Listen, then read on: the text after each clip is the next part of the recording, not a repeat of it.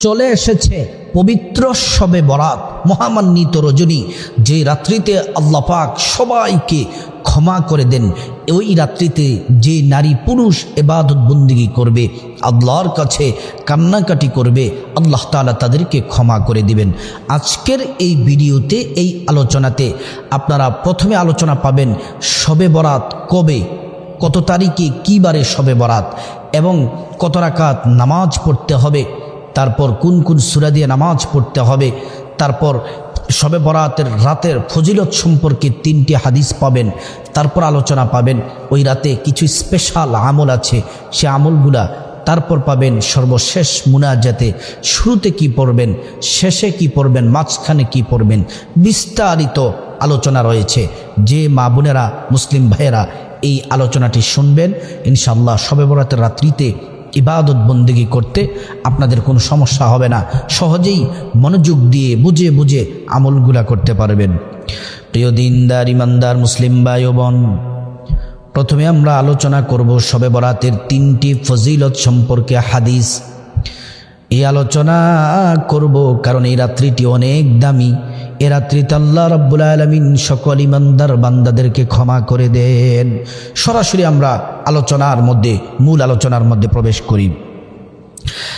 শবে বরাতের ফজিলত সম্পর্কে 1 নম্বর হাদিস, আন মুআয ইবনে জাবাল আনিন নবী সাল্লাল্লাহু আলাইহি ওয়াসাল্লাম, আল্লাহ নবী সাহাবী মুআয ইবনে জাবাল রাদিয়াল্লাহু আনহু বলেন, প্রিয় নবী সাল্লাল্লাহু আলাইহি ওয়াসাল্লাম বলেছেন, আল্লাহ রাব্বুল আলামিন এই শবে বরাতের রাতে অর্থাৎ লাইলাতুন নিসফু মিন শাবানের রজনীতে, শাবান মাসের 14 তারিখ দিবাগত রাত্রিতে আল্লাহ তাআলা সৃষ্টির প্রতি বিশেষ মনোযোগী দেন এবং সকল ইমানদার বান্দাদেরকে আল্লাহ রাব্বুল আলামিন ক্ষমা করে দিবেন। শুধুমাত্র যারা মুশরিক, যারা শিরিক করে মুশরিক এবং যারা বিদ্বেষ পোষণ করে, অহংকার করে, আল্লাহ রাব্বুল আলামিন তাদেরকে ক্ষমা করবেন না, বাকি সকলকে আল্লাহ রাব্বুল আলামিন ক্ষমা করে দিবেন। সুবহানাল্লাহ। প্রিয় দিনদার ইমানদার মুসলিম ভাই ও বোন, 2 নম্বর হাদিস, আন আলী ইবনে আবি তালিব রাদিয়াল্লাহু আনহু ক্বালা ক্বালা রাসূলুল্লাহ সাল্লাল্লাহু আলাইহি ওয়াসাল্লাম, আল্লাহর নবীর মেয়ের জামাই হযরতে আলী রাদিয়াল্লাহু আনহু হাদিসটি বর্ণনা করেন। আল্লাহর নবী সাল্লাল্লাহু আলাইহি ওয়াসাল্লাম বলেন, যখন শাবান মাসের 14 তারিখ দিবাগত রাত আসে, যদি তোমরা রাত্রিবেলা ইবাদত করো, তারপর দিন যদি তোমরা রোজা রাখো, যদি ইবাদত বন্দেগী যদি তোমরা করো, আল্লাহ রাব্বুল আলামিন ওই দিন জমিনের প্রথম আসমানে তিনি নেমে আসেন আর ডাকতে থাকেন, কে আছো গুনাহ করেছো, কে আছো অপরাধ করেছো, কে আছো কবিরা গুনাহ করেছো, কে আছো আমি আল্লাহর কাছে ক্ষমা প্রার্থী, আমি আল্লাহর কাছে আজকের রাতে ক্ষমা চাও, শবে বরাতের রাতে ক্ষমা চাও, আমি আল্লাহ রাব্বুল আলামিন তোমাদের জীবনের সব গুনাহগুলা মাফ করে দিব। সুবহানাল্লাহ। আল্লাহ রাব্বুল আলামিন আরো ডাকতে থাকেন, এ বান্দা বান্দি, কার রিজিকের দরকার, টাকা পয়সা ধন দৌলতের দরকার, সম্মান ক্ষমতার দরকার, রিজিকের কার দরকার, কে রিজিকের অভাবে কষ্টে আছো, আমি আল্লাহর কাছে রিজিক চাও, আমি আল্লাহ রাব্বুল আলামিন আমার গায়বী খাজানা থেকে তোমাকে রিজিক দিয়ে ভরপুর করে দিব। সুবহানাল্লাহ। আল্লাহ রাব্বুল আলামিন আরো ডেকে ডেকে বলেন, কে আছো বিপদে আছো, কে আছো অসুস্থ আছো, কে আছো ঋণগ্রস্ত আছো, ব্যক্তিগত সমস্যায় আছো, পারিবারিক সমস্যায় আছো, সামাজিক মানুষ শত্রুতা করে, আমি আল্লাহর কাছে সাহায্য চাও, বিপদ থেকে মুক্তি চাও, আমি আল্লাহ রাব্বুল আলামিন তোমাদের প্রতিটি বিপদ আমি আল্লাহ তাআলা দূর করে দিব। সুবহানাল্লাহি ওয়া বিহামদিহি। প্রিয় দিনদার ইমানদার মুসলিম ভাই ও বোন, শবে বরাত সম্পর্কে 3 নম্বর হাদিস, আল্লাহর নবীর প্রিয়তম স্ত্রী আমাদের আম্মা জান আয়েশা সিদ্দিকা রাদিয়াল্লাহু আনহা থেকে বর্ণিত, আল্লাহর নবী সাল্লাল্লাহু আলাইহি ওয়াসাল্লাম এক রাতে তিনি নফল নামাজে তিনি দাঁড়িয়ে গেলেন। এত লম্বা সময় ধরে নফল নামাজ পড়ছেন, অনেকক্ষণ দাঁড়িয়ে আছেন, অনেকক্ষণ রুকুতে আছেন, দীর্ঘক্ষণ সিজদার মধ্যে আছেন। সিজদার মধ্যে এতটা সময় দেরি করছেন, আম্মা জান আয়েশা সিদ্দিকা বলেন, আমি ভেবেছিলাম আল্লাহর রাসূল ইন্তেকাল করেছেন। প্রিয় নবীর বৃদ্ধাঙ্গুল মুবারক ধরে নাড়া দিয়েছিলাম। কিছুক্ষণ পরে আল্লাহর নবী সাল্লাল্লাহু আলাইহি ওয়াসাল্লাম সিজদা থেকে মাথা তুললেন। তার কিছুক্ষণ পরে নামাজ শেষ করলেন। আমাকে আল্লাহর নবী বললেন, আয়েশা জানো কি আজকের রাতটা কি? বলে না ইয়া রাসূলুল্লাহ, আপনি বললেই তো জানতে পারবো। আমার নবী ডেকে ডেকে বলেন, আয়েশা আজকের রাত হচ্ছে শাবান মাসের 14 তারিখ দিবাগত রাত। এই রাত হচ্ছে মুক্তির রাত। আল্লাহু আকবার। এই 3টি হাদিস আপনাদের সামনে বর্ণনা করলাম। এখন আলোচনা যে আপনারা শবে বরাত কবে কি বারে সে বিষয়টি ক্লিয়ার হই। ফেব্রুয়ারি মাস তো চলতেছে। এই ফেব্রুয়ারি মাসের 14 তারিখ। এ মাসে একটা আশ্চর্য কথা হলো আপনার আরবি এবং ইংরেজি তারিখগুলা মিলে গেছে। এ মাসে আপনার ফেব্রুয়ারি মাসের 14 তারিখ, আবার আরবি শাবান মাসের 14 তারিখ। এই 14 তারিখ ফেব্রুয়ারি মাসের ইংরেজি ফেব্রুয়ারি মাসের 14 তারিখ দিবাগত রাত, রোজ শুক্রবার দিবাগত রাত পরে। ফেব্রুয়ারি 14 তারিখ রোজ শুক্রবার দিবাগত রাত। শাবান মাসের 14 তারিখও শুক্রবার পরে দিবাগত রাত। শুক্রবার দিবাগত রাতে ফেব্রুয়ারি 14 তারিখ দিবাগত রাত্রিতে হচ্ছে শবে বরাত। তাহলে ইনশাল্লাহ কবে শবে বরাত সে বিষয়টিও ক্লিয়ার হয়ে গেল। এবার আমরা শবে বরাতের রোজা কয়টি সে বিষয়টি ক্লিয়ার হব।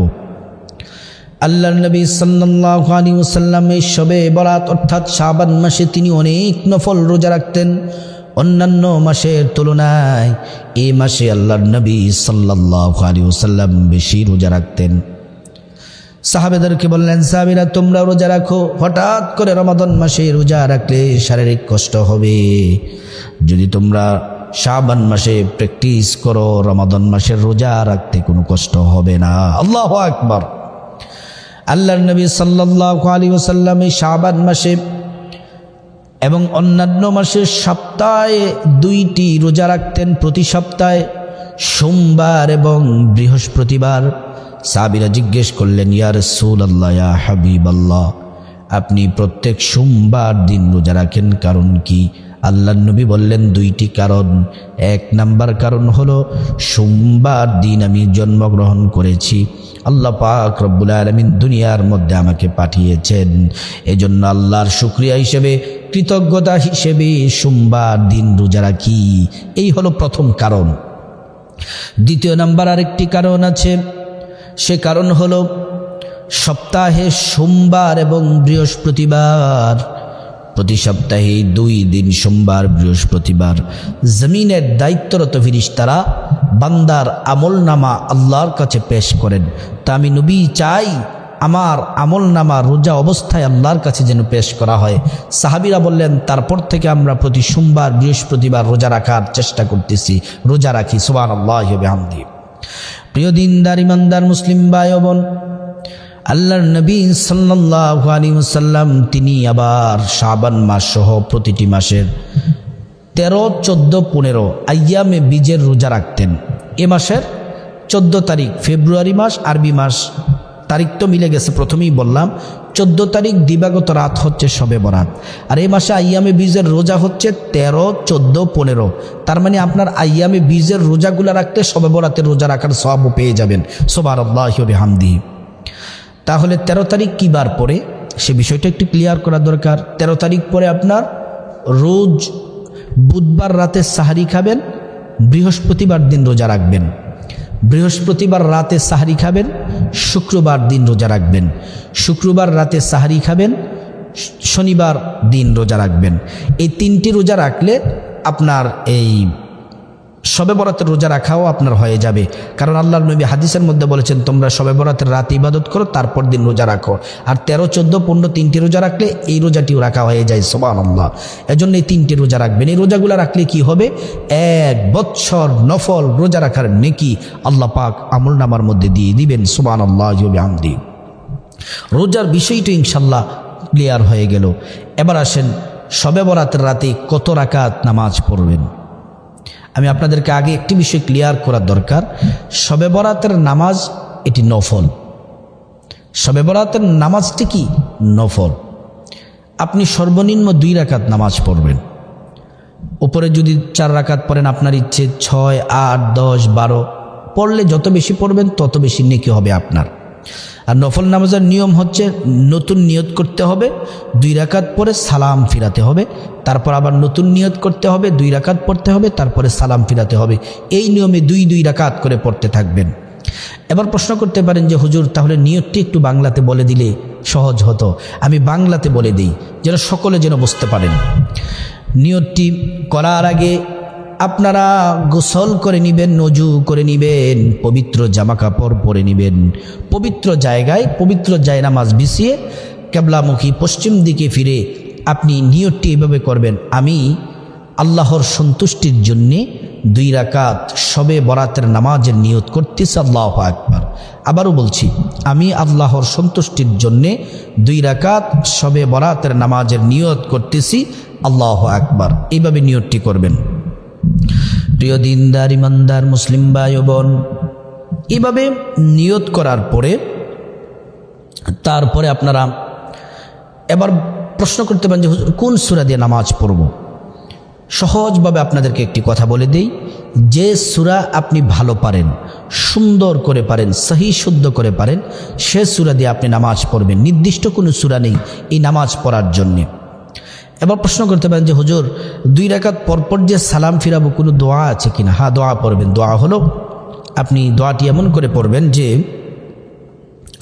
প্রথমে সালাম ফিরানোর পরে একবার পড়বেন আল্লাহু আকবার, 3 বার পড়বেন আস্তাগফিরুল্লাহ আস্তাগফিরুল্লাহ আস্তাগফিরুল্লাহ, তারপরে ইস্তিগফার পড়বেন।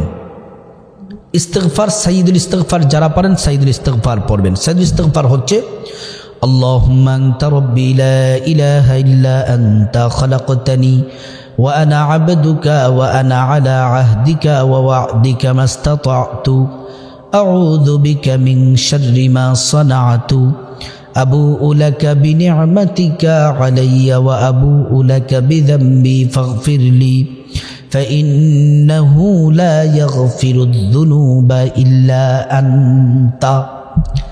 এই ইস্তিগফার হচ্ছে সাইয়্যিদুল ইস্তিগফার। 10, 20, 30, 40, 100, 200 বার প্রতি 2 রাকাতের পরপর পড়বেন। কমপক্ষে একবার হলেও পড়বেন অথবা 3 বার হলেও পড়বেন। আর উপরে যত বেশি পড়বেন তত লাভ হবে। অথবা ছোট্ট ইস্তিগফার আছে সেটি পড়বেন, আস্তাগফিরুল্লাহ আস্তাগফিরুল্লাহ আস্তাগফিরুল্লাহ। তারপরে 10 বার দুরূদ শরীফ পড়বেন, দুরূদ ইব্রাহিম, নামাজের দুরূদ।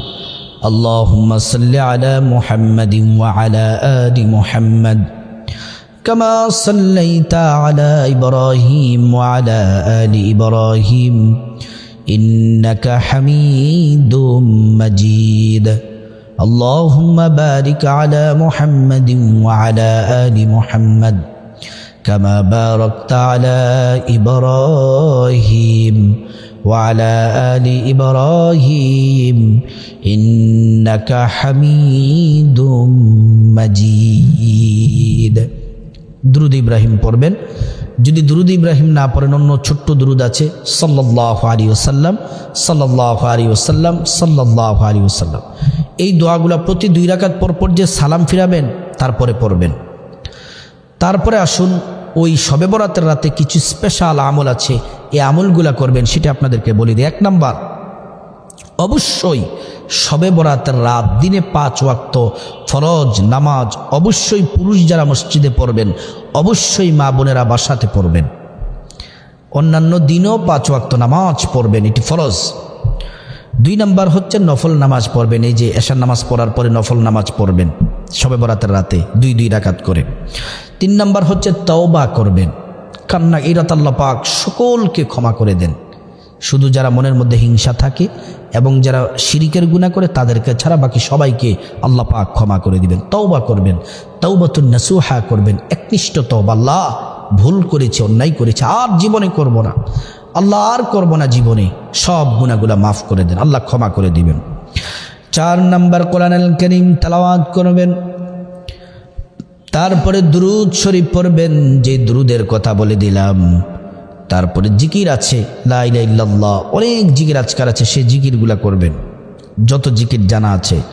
তারপর ইস্তিগফার তো বলেই দিলাম, সাইয়্যিদুল ইস্তিগফার এবং ছোট্ট ইস্তিগফার সেটি করবেন। 5 নম্বরে এ রাতে গুরুত্ব সহ দোয়া করবেন। আপনার যা কিছু প্রয়োজন আছে, আপনার যা কিছু হাজত আছে, যা কিছু চাওয়া পাওয়া আছে, আল্লাহর কাছে চাইবেন, আল্লাহর কাছে ইচ্ছা মতো চাইবেন, দিল খুলে চাইবেন। প্রতিটি দোয়া আল্লাহ কবুল করবেন ইনশাআল্লাহ। 6 নম্বরে রাতে কিছু দান সাদাকা করবেন, মসজিদে কিছু টাকা দান করবেন, মাদ্রাসায় কিছু টাকা দান করবেন এবং আপনি গরিব মিসকিনদেরকে কিছু টাকা দান করবেন। 7 নম্বরে এ রাত্রিতে ইবাদত বন্দিগি করার পরে তারপর দিন রোজা রাখবেন। এ রাতে ইবাদত বন্দিগি করার পর তারপর দিন রোজা রাখবেন। 8 নম্বর সালাতুত তাসবিহ, যারা পারেন সালাতুত তাসবির নামাজ পড়বেন। প্রিয় দিনদার ইমানদার মুসলিম ভাই ও বোন, এ আমলগুলা করবেন, বেশি বেশি করার পরে সর্বশেষ আখিরি মুনাজাত দিবেন। আখিরি মুনাজাতে আপনি এর আগে চেষ্টা করবেন আরেকটি পদ্ধতিতে আল্লাহর কাছে চাওয়ার জন্য, সেটি হচ্ছে সিজদা দিয়ে আল্লাহর কাছে চাইবেন। তারপরে সর্বশেষ আখিরি মুনাজাতে হাত তুলে চাইবেন। হাত তুলে চাইলে সেটি আল্লাহ তাআলা কবুল করেন, পছন্দ করেন। হাত তুলে চোখের পানি ছেড়ে দিবেন।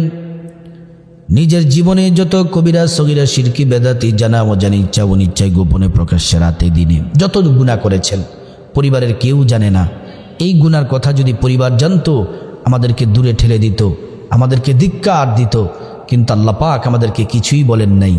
আল্লাহ তাআলা ক্ষমা করার জন্য প্রস্তুত আছেন। আপনি চোখের পানি ছেড়ে আল্লাহর কাছে কান্না করেন, আল্লাহ তাওবাতুন নাসুহা, খাঁটি তওবা করতেছে, ক্ষমা করে দেন। চোখের পানি ছেড়ে দেন আর বলবেন যে আল্লাহ আর গুনাহ করব না, আল্লাহ আর আপনার হুকুম লঙ্ঘন করব না। আপনি যেভাবে বলেছেন সেভাবে চলবেন ইনশাআল্লাহ। আল্লাহর কাছে কান্নাকাটি করে আর এই দোয়াটি পড়বেন, আল্লাহ জীবনের সব গুনাহগুলো মাফ করে দিবেন। চোখের পানি যেন অনবরত যেন পড়তে থাকে। পড়বেন রব্বানা যালামনা আনফুসানা ওয়া ইন লাম তাগফির লানা ওয়া তারহামনা লানাকুনান্না মিনাল খাসিরিন। প্রিয় দিনদার ইমানদার মুসলিম ভাই ও বোন, 2 নম্বর যে দোয়াটি পড়বেন, সে দোয়া পড়লে আল্লাহ রাব্বুল আলামিন দুনিয়াতে আপনাকে কল্যাণ দান করবেন। হালালভাবে টাকা পয়সা ধন দৌলত ধনী বানিয়ে দিবেন। টাকার অভাব হবে না, পয়সার অভাব হবে না, সুখ শান্তি, ব্যবসা বাণিজ্য উন্নতি, নেক সন্তান, সব কিছু আল্লাহ তাআলা কল্যাণজনক আপনাকে দিবেন। পরকালে কল্যাণ দিবেন, অর্থাৎ জান্নাত আপনাকে দিবেন। জাহান্নাম থেকে আল্লাহ রাব্বুল আলামিন আপনাকে নিরাপত্তা দিবেন। আপনি যদি দোয়াটি পড়েন, দোয়াটি হলো রব্বানা আতিনা ফিদ দুনিয়া হাসানাতাও ওয়া ফিল আখিরাহ হাসানাতাও ওয়া কিনা আযাবান নার। 3 নম্বরে যে দোয়া পড়বেন, যাদের মা বাবা কবরে চলে গেছে, চোখের পানি ছেড়ে তাদের জন্য দোয়াটি পড়বেন, তো মা বাবাকে আল্লাহ ক্ষমা করে দিবেন। শুধু তাই নয়, এই দোয়াটি যদি একবার চোখের পানি ছেড়ে পড়তে পারেন, পৃথিবীতে যত পাহাড় আছে সব পাহাড়গুলাকে একত্রিত করলে যত ভারী হবে, ওজন হবে, তত পরিমাণ নেকি আল্লাহ পাক আপনার মা বাবার আমলনামায় পৌঁছে দিবেন। দোয়াটি হলো, সবাই পারেন, পড়ুন আমার সাথে, রব্বিরহামহুমা কামা রাব্বায়ানি সগীরা। তারপর কান্নাকাটি করবেন আল্লাহর কাছে, নিজের ভাষায় নিজের মতো করে যা কিছু আপনার প্রয়োজন, টাকা পয়সা ধন দৌলত সুখ শান্তি, আল্লাহ তাআলার কাছে চাইবেন। যত হাজত আছে আল্লাহ পাক গায়বী খাজানা থেকে আপনার হাজত পূরণ করে দিবেন। তারপর যারা বিপদে আছেন, অসুস্থ আছেন, ঋণগ্রস্ত আছেন, সব আল্লাহ দূর করে দিবেন, বিপদ দূর করে দিবেন। আল্লাহ রাব্বুল আলামিন মহামান্বিত রজনী শবে বরাতের রাত্রিতে আমাদেরকে ইবাদত করার তৌফিক দান করুন এবং শবে বরাতের রাতের পরিপূর্ণ বারাকা এবং ফাজাইল আল্লাহ তাআলা আমাদেরকে আল্লাহ রাব্বুল আলামিন নসিব করুন।